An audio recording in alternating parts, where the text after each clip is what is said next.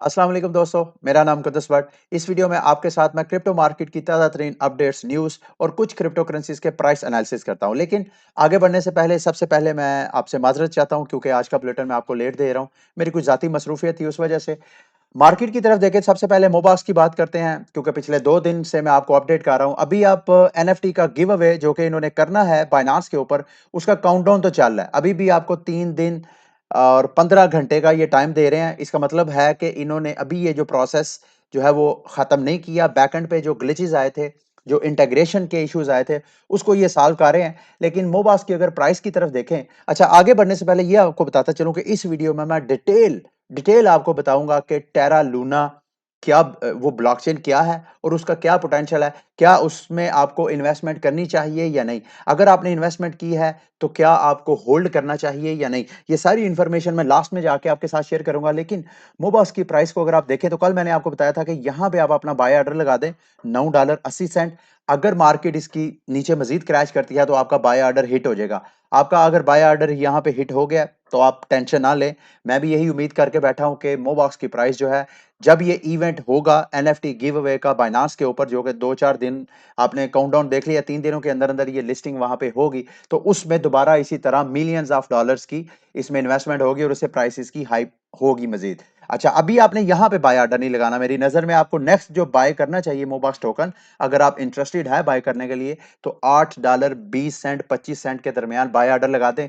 मजीद अगर मोबॉक्स की प्राइस नीचे क्रैश होती है तो मेरे दोस्तों भाइयों, आपको सस्ते में टोकन मिलेगा।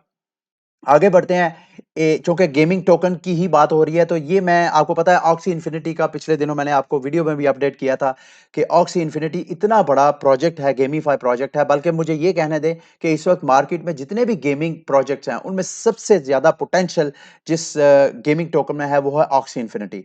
ऑलमोस्ट रोज 20 लाख लोग ऑक्सी इन्फिनिटी गेम प्ले करते हैं और आप समझ लें कि 20 लाख लोगों का सिलसिला रोजगार ऑक्सी इन्फिनिटी के साथ जुड़ा हुआ है। और उनमें से कुछ एक को मैं भी फैसिलिटेट कर रहा हूं एज अ इन्वेस्टर। मेरे साथ बहुत से स्कॉलर्स मिलकर काम कर रहे हैं। तो खैर, ये इंफॉर्मेशन तो रेपुटेशन होती है। ये जो मैं न्यूज आपके साथ शेयर करना चाह रहा हूं, एक जापानीज गेम है, उनके तकरीबन 8 लाख यूजर्स हैं जो कि जापान, अमेरिका और ताइवान में जो उनके यूजर्स हैं वो प्ले करते हैं। गेम का नाम है गेंसुकीशी। जापानीज में इसको पता नहीं कैसे प्रोनाउंस करते हैं। तो ये प्रोजेक्ट उन्होंने अपना ब्लॉकचेन में एंट्री मारने का ऐलान किया है, अनाउंसमेंट किया है। ये प्रेस रिलीज उन्होंने जारी की है। जो लॉन्च करेंगे उसका नाम होगा मेटा वर्ल्ड। उसके अंदर 3 मुख्तलिफ किस्म की आप पार्टिसिपेशन कर सकते हैं। प्ले टू अर्न है, फ्री टू अर्न भी होगा, यानी आपने अगर सिर्फ गेम को प्ले करना है तो आप free of cost without any investment आप वो गेम प्ले कर सकते हैं। लेकिन अगर आपने प्ले करके अर्न करना है तो मेरा ख्याल है ओब्वियसली आपको एनएफटीज वगैरह, गेम में जो पार्ट इन गेम एसेट्स हैं, वो एनएफटीज वगैरह आपको बाई करनी पड़ेंगी। और इसके अलावा यूजीसी टू अर्न के आप ये उसका लेआउट है, ये आपको नजर आ रहा है गेम। ये मैंने तो कभी नहीं खेली, लेकिन आप में से जो गेमिंग में इंटरेस्टेड हैं उन्होंने शायद एक्सपीरियंस किया हो। थोड़ा सा मैं आपको और गेम का इंटरफेस दिखा देता हूँ। ये इस तरह की गेम है जो ये मेटावर्स की तरफ लेके जा रहे हैं। तो इसको भी आपने मेरे दोस्तों भाइयों वॉच करते रहना है। मुझे अभी कोई पता नहीं है कि क्या ये बाइनांस स्मार्ट चेन के ऊपर, सोलाना के ऊपर या दीगर जो टॉप ब्लॉकचेन्स है, मे बी इथीरियम के ऊपर ये अपना टोकन लॉन्च करें, क्योंकि 2022 में जाके इन्होंने इरादा किया है Q1 2022 के Q1 में ये लॉन्च करेंगे। तो आपने ये देखे, बल्कि ये मेटावर्स टोकन रिलीज यूनिस्वाप पे लॉन्च हो रहा है, तो इसका मतलब ये है कि मुमकिन है कि ये इथीरियम के ऊपर अपना टोकन लॉन्च करे। अच्छा, उसके बाद फ्लोकी इनू के बारे में भी एक न्यूज आपके साथ शेयर करता चलूं। कल का ट्विटर पे इन्होंने बड़ी स्ट्रॉन्ग मार्केटिंग ये कर रहे हैं। मार्केटिंग क्या कर रहे हैं कि we will be live streaming the fluky Burj Khalifa. Burj Khalifa एक तरह का सिंबल है। अक्सर जो कंट्रीज हैं उनको जो दुबई की इंतजामिया है वो अपनी तरह की सपोर्ट देने के लिए या उनकी खुशियों में शामिल होने के लिए बुर्ज खलीफा पे वो जो ग्राफिक्स वगैरह दिखाते हैं। तो फ्लोकी इनो का कहना यह है कि वो यूट्यूब पे इसको बाकायदा पब्लिश करेंगे और इस तरह का, जैसे आपको ये स्क्रीन पे नजर आ रहा है, इस तरह बुर्ज खलीफा पे फ्लोकी इनो का लोगो जो है, उनका जो पेड एडवर्टाइजमेंट होगी वो डिस्प्ले करवाएंगे। तो शायद फ्लूकी इनो की प्राइस इस इवेंट के बाद, अभी तो इसको टाइम लगेगा, मेरा ख्याल है अभी भी चंद घंटे बाकी हैं, तो आपने वॉच करना है। अगर फ्लोकी इनो आपने बाय किया हुआ है तो होल्ड करें। जैसे प्राइस अप होती है तो आप उसको सेल आउट कर सकते हैं। फ्लोकी इनो या इस तरह के जो दीगर मीम कॉइन्स, शिट कॉइन्स हैं, उनमें लॉन्ग टर्म इन्वेस्टमेंट के लिए मैं रिकमेंड नहीं करता। लेकिन अगर आपको अच्छा टाइम मिल जाए, डिप में मिले, आप शॉर्ट टर्म ट्रेडिंग के लिए ज़रूर उसमें इन्वेस्टमेंट करें।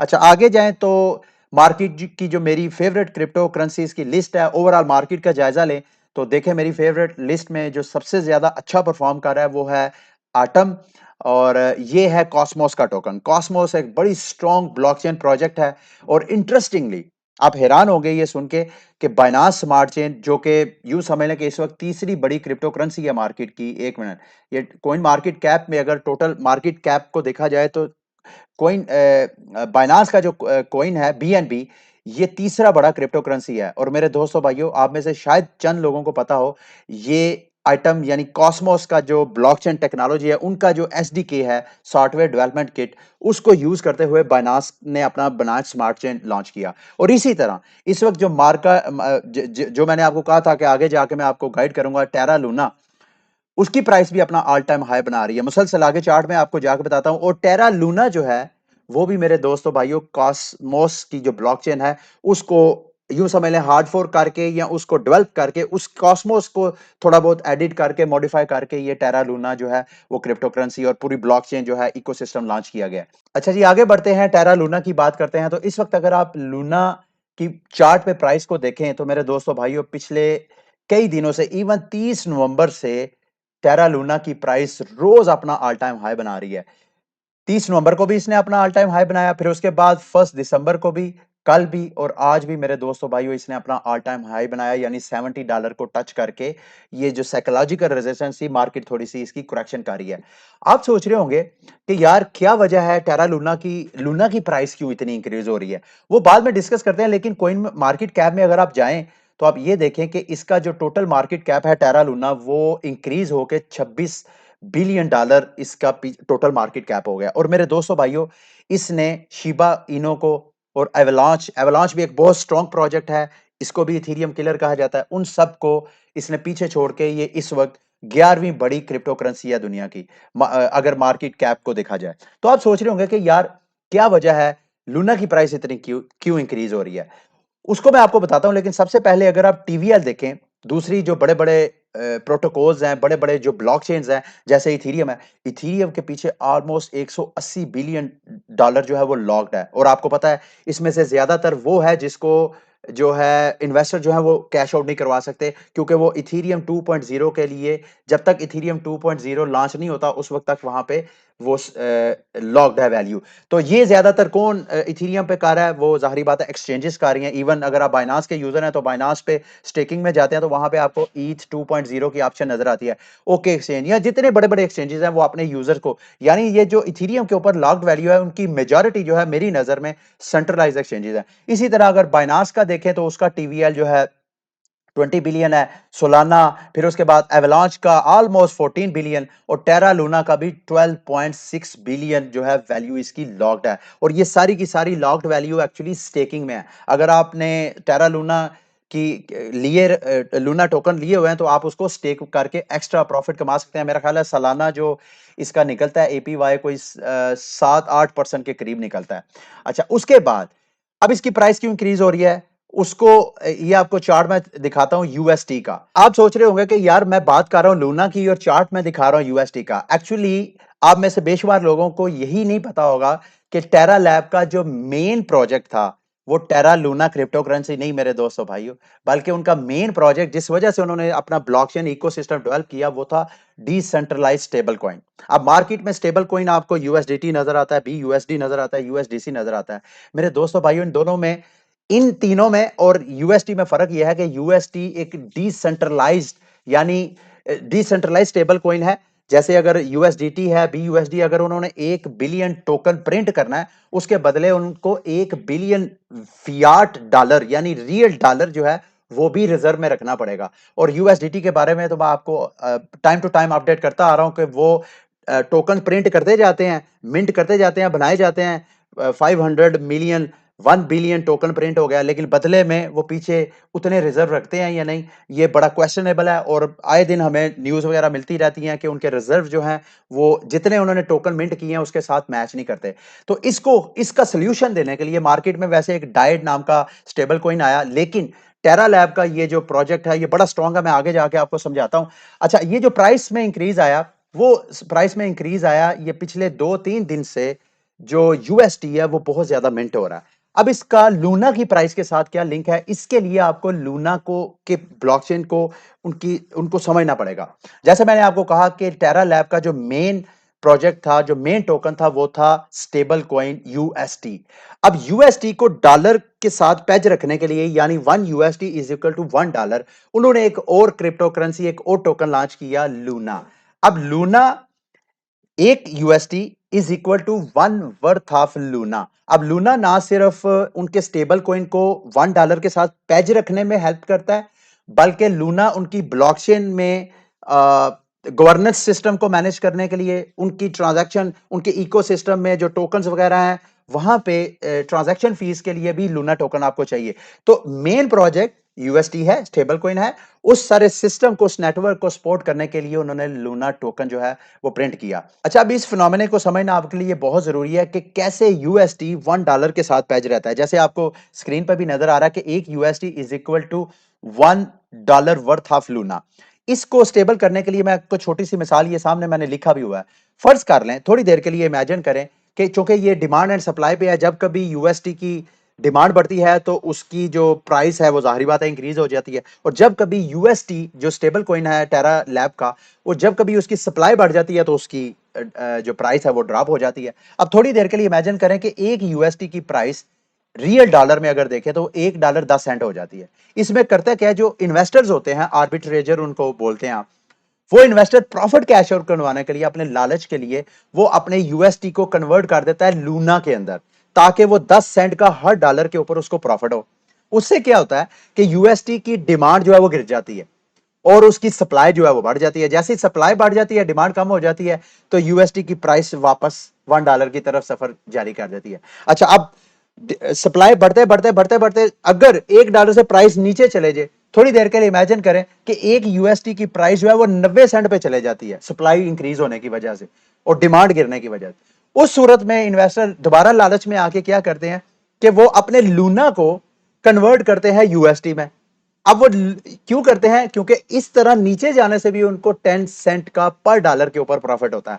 तो ये मेरे दोस्तों भाइयों बिल्कुल कंप्लीटली डिसेंट्रलाइज्ड सिस्टम है। तो अब आप सोच रहे होंगे कि यार ये जो फिनोमेना है इसको बैलेंस करने का, इससे इसका लूना की प्राइस के साथ क्या ताल्लुक है। बड़ा गहरा ताल्लुक है।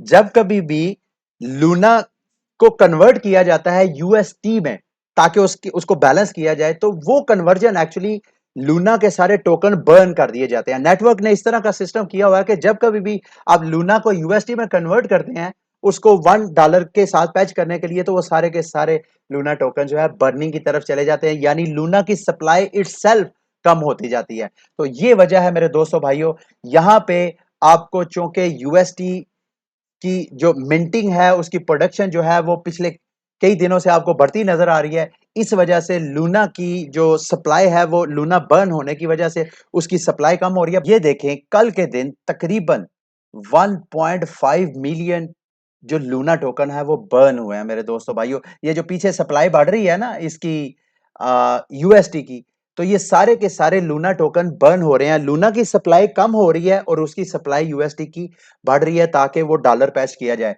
कल के दिन 1.5 मिलियन सप्लाई जो है उसमें चेंज आया है, तकरीबन जो सप्लाई रिडक्शन। अच्छा, उसके बाद 1 दिसंबर को अगर देखें, यानी परसों देखें, तो 1.2 मिलियन सप्लाई चेंज आया। फिर उसके बाद तकरीबन यूं समझ लें कि हर घंटे मैं आपके साथ एक तकरीबन हर घंटे लाखों की तादाद में यूएस जो लूना टोकन है वो बर्न हो रहे हैं, और उस वजह से लूना की सप्लाई कम होने की वजह से मेरे दोस्तों भाइयों उसकी प्राइस जो है वो ऊपर जा रही है।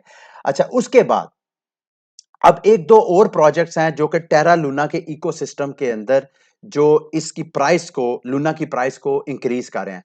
सबसे पहले ये एंकर प्रोटोकॉल है। ये एंकर प्रोटोकॉल क्या है, बारोइंग लैंडिंग एक प्लेटफॉर्म है जहां पे जो इन्वेस्टर्स हैं वो हाई यील्ड के लिए, क्योंकि आवे भी एक कंपाउंड भी एक बारोइंग लैंडिंग प्लेटफॉर्म है दूसरी ब्लॉकचेन के ऊपर, लेकिन ये जो एंकर प्रोटोकॉल है ये टेरा की ब्लॉकचेन के ऊपर है, और ये सबसे ज्यादा हाई यील्ड तकरीबन 20% जो है वो प्रॉफिट दे रहे हैं। आगे मैं आपको थोड़ा सा इसके स्टेटिस्टिक्स दिखाता हूं। और एंकर के जो यूजर्स हैं वो भी आहिस्ता-आहिस्ता ये देख रहे हैं एंकर के यूज़र्स की जो मैं ये ग्राफ में आपको दिखा रहा हूँ।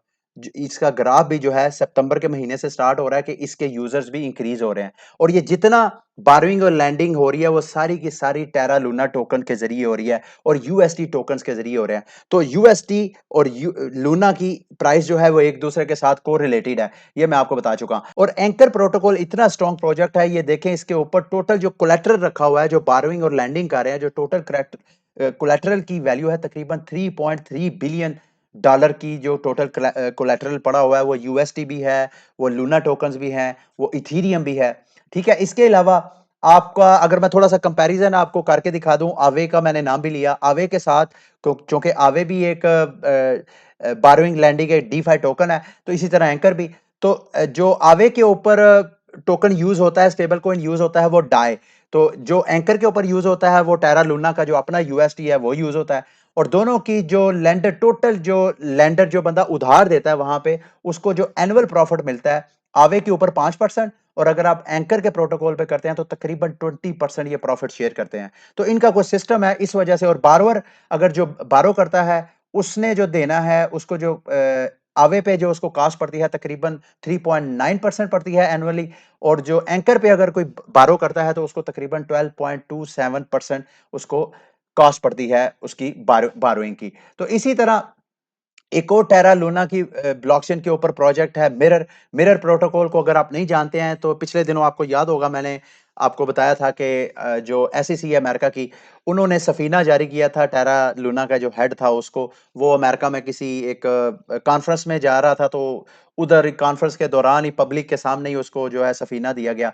वो जो सफीना दिया गया था एक्चुअली इस मिरर प्रोटोकॉल के ऊपर था। मिरर प्रोटोकॉल क्या है कि जितने स्टॉक में एक्सचेंजेस हैं जैसे आपको स्क्रीन पे नजर आ रहा है एप्पल के शेयर्स, एयरबीएनबी के शेयर्स, इसी तरह एडवांस माइक्रोवेव डिवाइसेस, अमेज़न, जितने भी बड़े-बड़े जो कंपनीज़ हैं, उनके जो शेयर्स हैं स्टॉक में, उनके ये सिंथेटिक वर्जन बना के इन्होंने अलग से अपनी एक ट्रेडिंग मार्केट क्रिएट की हुई थी। तो एसईसी के नज़र में ये जो चीज़ है वो सही नहीं है। तो ये मिरर प्रोटोकॉल भी टेरा लूना की प्राइस को बहुत ज़्यादा हाइप दे रहा है। उसकी वजह ये है कि मिरर प्रोटोकॉल के अंदर तकरीबन 1.8 बिलियन डॉलर की टीवीएल है टोटल लॉक्ड वैल्यू।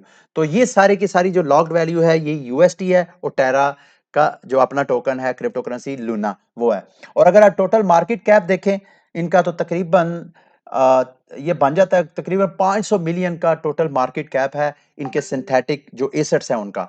और ये इतना ही है तकरीबन मोबॉक्स का भी अगर आप मार्केट कैप देखें तो इतना ही है 400-500 मिलियन। जितना 400-500 मिलियन मोबॉक्स की प्राइस जो है इतनी हाइप क्रिएट मैंने भी की है और दूसरी आपको सोशल मीडिया पे नजर आती है। जितना उसका मार्केट कैप है उतना मार्केट कैप जो है इसके एसेट्स का मिरर प्रोटोकॉल का है। तो ये स्ट्रॉन्ग प्रोजेक्ट है टेरा लूना के ऊपर जिसकी वजह से इसकी प्राइस जो है वो ऊपर जा रही है। अगर आपने टेरा लूना के इकोसिस्टम को पूरा अंडरस्टैंड करना है तो ये स्क्रीन पे आपको नजर आ रहा है। इसको मैं कोशिश करता हूँ थोड़ा जूम कर दूं ताकि आप लोगों ने अगर इसके ब्लॉकचेन के ऊपर इन प्रोजेक्ट्स को अंडरस्टैंड करना है तो ये वो सारे प्रोजेक्ट्स हैं। इन प्रोजेक्ट्स की आप स्क्रीनशॉट ले लें, इनको वन बाय वन स्टडी करें। जो अच्छा प्रोजेक्ट आपको लगता है, सस्ता लगता है, लो कैप लगता है, उस प्रोजेक्ट के ऊपर आप इन्वेस्टमेंट कर सकते हैं। ये जो गेमिंग चूंकि पूरी एक हाइप है जिस ब्लॉकचेन के ऊपर एनएफटीज और गेमिंग का नाम लग जाता है जिस पे ठप्पा लग जाता है उसकी प्राइस जो ऊपर चला जाती है। ये टेरा की ब्लॉकचेन के ऊपर ये एनएफटी इकोसिस्टम है सारा, इसकी भी आप स्क्रीनशॉट ले लें। ये गेमीफाइड टोकन्स हैं, हीरो, डर्बी स्टार्स, टेरा रेसर्स, ये सारे प्रोजेक्ट्स को आप स्टडी करें वन बाय वन मेरे दोस्तों भाइयों। थोड़ा सा टाइम स्पेंड करें, लर्न करें, जो आपको अच्छा प्रोजेक्ट लगे उसके ऊपर आप इन्वेस्टमेंट कर सकते हैं। लास्ट में ये 5 प्रॉमिसिंग प्रोजेक्ट्स हैं जो कि टेरा की जो ट्विटर अकाउंट है टेरेनियंस इसने शेयर किया है। मुझे इनकी ऑथेंटिसिटी का नहीं पता है लेकिन बड़ा आपकी जो शॉर्ट लिस्टिंग हो जाएगी, फिल्टर हो जाएगी टेरा लूना की जो इकोसिस्टम के ऊपर बड़े-बड़े अच्छे प्रोजेक्ट हैं। उनमें प्रिज्म है, इसको भी आप स्टडी करें। लेवाना प्रोटोकॉल है जो कि डेरिवेटिव्स है, इसको भी आप स्टडी करें। इसके बाद मार्स प्रोटोकॉल है, ये भी लैंडिंग और बारोइंग है जैसे मैंने आपको एंकर का बताया।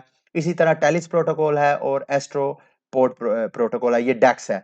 तो इसको ये था टेरा लूना की बड़ी डिटेल और बोरिंग आपको इंफॉर्मेशन लगेगी लेकिन ये वो प्रोजेक्ट था मैंने सोचा आपके साथ शेयर करूं। अगर आप समझते हैं कि इसमें जान है तो अच्छी सी प्राइस दे के टेरा लूना पे आप इन्वेस्टमेंट कर सकते हैं। अगली वीडियो तक के लिए मुझे इजाजत दें।